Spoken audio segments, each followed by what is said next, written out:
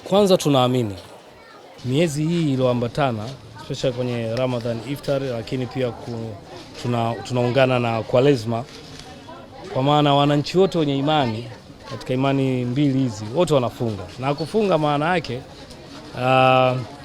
ni kufanya matendo zaidi ambayo Mwenyezi Mungu mwingi wa rehema yeye anatamani kila wakati yafanyike.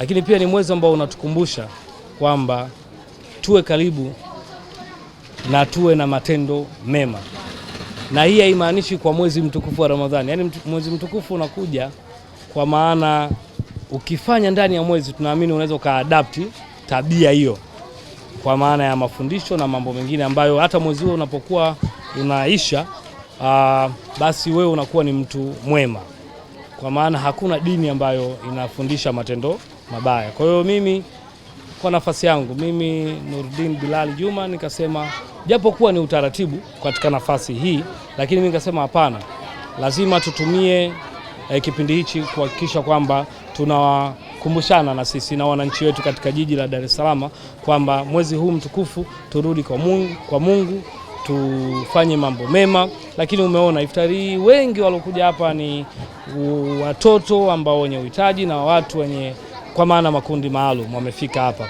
kuhakikisha kwamba tunakaa nao, tunazungumza nao na tunakumbushana. Tumemsikia hapa Kaimu Mufti amezungumza, kuna mambo ya kuadapt ambayo mazuri amefanya, ambayo ikiwemo kama hili na sisi tunawafanya, lakini pia ni kukumbushana kuendelea kuwa na watu wema. Lakini katika jamii yetu kuna watu wanaohitaji sana, kwa hiyo tunapokaa nao kama hivi na wadau mbalimbali tumeona wamekuja hapa, wanavyoona hivi basi tunawakumbusha kwamba tunao katika jiji letu pia kuna watu wanaohitaji na tuweze kuwasaidia na kukaa nao kwa karibu. Tuenzi urithi wetu.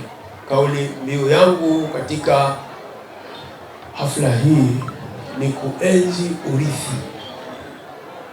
Moja katika urithi ni hiki ambacho leo umekifanya.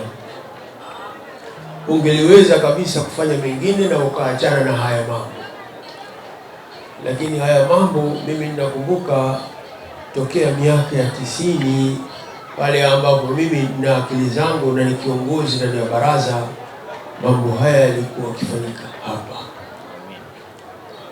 Kwa hiyo wewe umekuja kuendeleza